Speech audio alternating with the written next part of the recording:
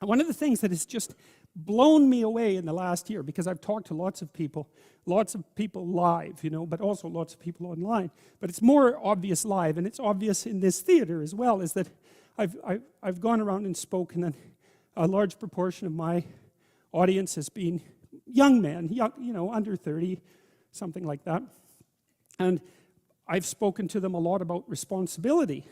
And what's so odd about this is that of all the things that I've spoken about, because I can see the audience and I can feel how the audience is reacting, because I'm always paying attention to all of you insofar as I can manage that. So I get some sense of how what I'm saying is landing, which you have to do if you're going to speak effectively to people. And what happens is, if I talk about responsibilities, everyone is silent, just like they are now. Silent and not moving, right? Focusing, attentive. Say, pick up your responsibility. Pick up the heaviest thing you can and carry it. And the room goes quiet and everybody's eyes open. And I think, that always makes me break up. I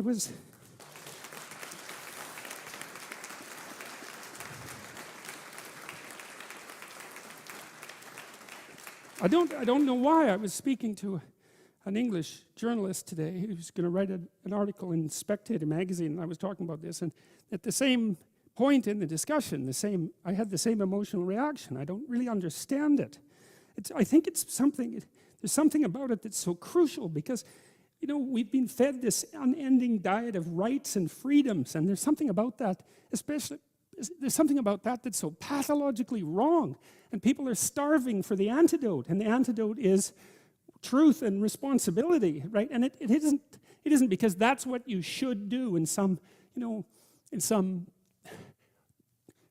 I know better or someone knows better for you what you should do sense. It's that's the secret to a meaningful life, and without a meaningful life, then all you have is suffering and nihilism and despair and all of that, and self-contempt, and that's not good. And so it's necessary for men to stand up and take responsibility, and they all know that and are starving for that message. And the message is more that that's also a good thing, to stand up and take responsibility, because you're cursed so much now from when you're young with this notion that your active engagement with the world is part of what is destroying and undermining the planet and adding to the tyranny of the social systems. It's like, how about not so much of that, hey?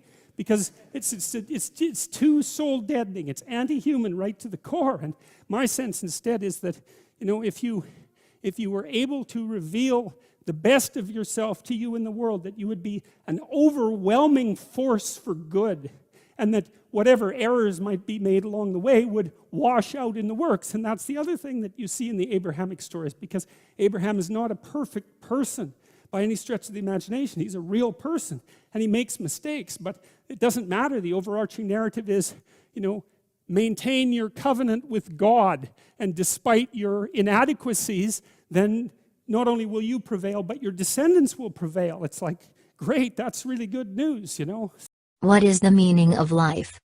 The meaning of life is what you make of it. Life does not have any meaning apart from that, for a human, a dog, a bacterium, or anything else. It is up to you what the meaning of your life is. So, it is partially under your control. If you decide your life is maximization of goods, then that is the meaning of life. We can have sympathy for you, but that is what it is.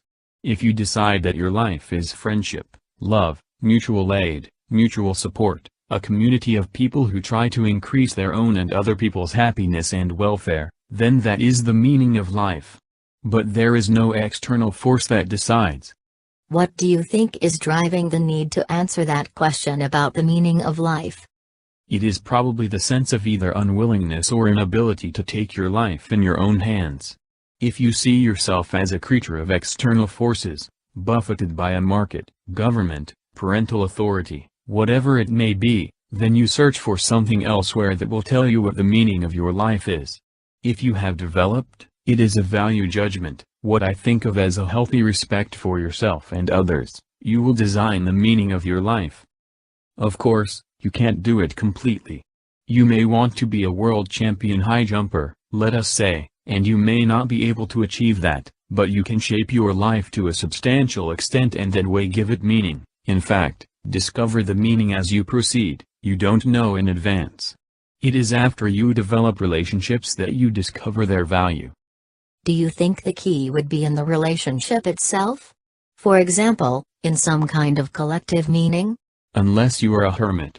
If a person decides I'm going to be a hermit, I'll get myself a piece of land in Montana, I'll farm it, I'll live by myself, I won't pay any attention to other human beings, I'll have no form of communication with others. Okay, that is the meaning of your life. I know people who have become hermits. I met one climbing a mountain once. The guy was living in a mountain hut and he just wanted to be alone. That is a choice you can have. For most people, life means warm, supportive social relationships. But you don't know it in advance. Take, say, marriage. Suppose you get married when you are 20. You don't really know what the meaning of that relationship is. You may be discovering it 60 years later.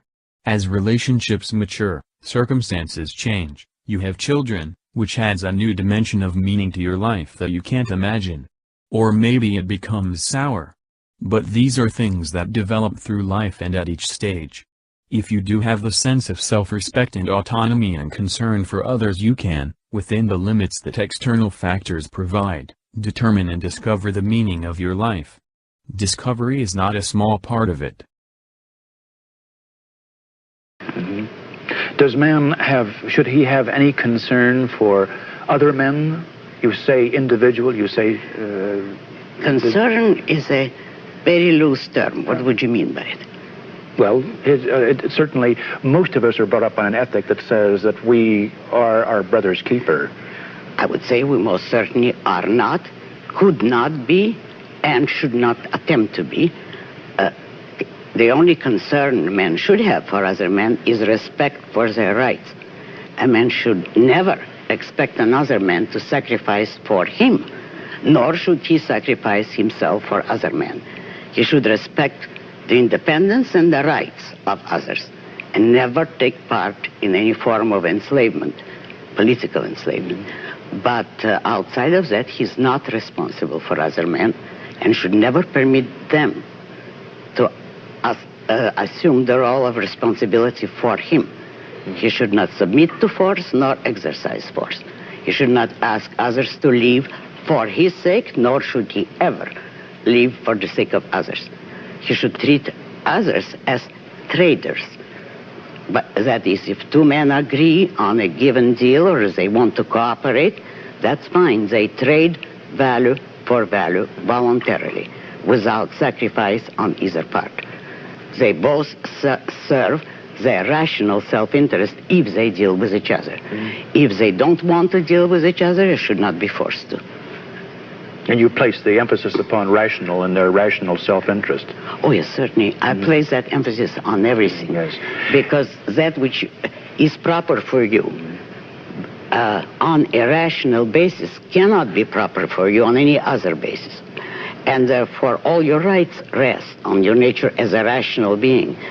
If you want to claim any kind of rights, you cannot claim them for your feelings, only for your mind. And the actions I regard as moral are only the ones based on rational goals and rational motives. The others are immoral in your philosophy? Totally immoral. You mean those the actions that are not based upon reason? Yes. So that charity, in this sense, based upon emotion, would not be moral? Charity is a very marginal issue. One of my main tenets is that charity should never be a duty, and when you want to help someone else, it is proper, it's not evil, provided you do it on the basis of his value, because he's a good person who suffers through no fault of his own, because he's a friend of yours, because he's a victim of injustice. Those are all helping values. But never on, if you grant a man charity on the ground of his flaws, his not accidental misfortune, but a misfortune brought about by his own evil, then that kind of help I do regard as evil. How does the concept